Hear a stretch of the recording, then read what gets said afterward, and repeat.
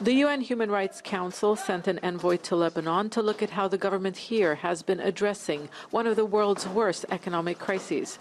Olivier de Schutter spoke to those affected, officials, as well as the donor community, which he said is running out of patience with the government for failing to reform the system. And it's not just the international community who lost trust in them.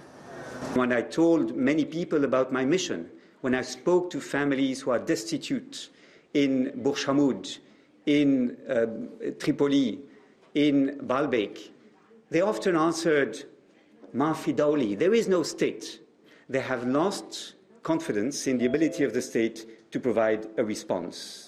So to me, this is the gouvernement. The UN envoy explained in detail how years of long-standing inequalities, the lack of social protection systems, and an economic model that benefited the rich contributed to the collapse. For example, the connections between politicians and the private sector reached the highest levels of political power in Lebanon.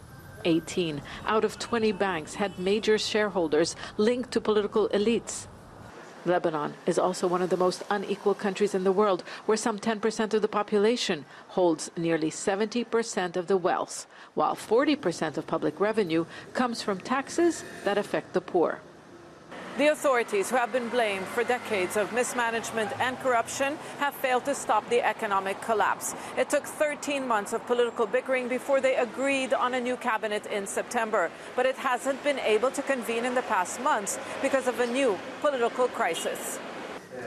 De Schutter blamed government inaction for what he called a manufactured crisis that ruined lives and condemned the majority of the population into poverty. The population is facing unprecedented challenges. Impoverishment is widespread. I saw scenes in Lebanon that I had not imagined I would ever see in a middle-income country.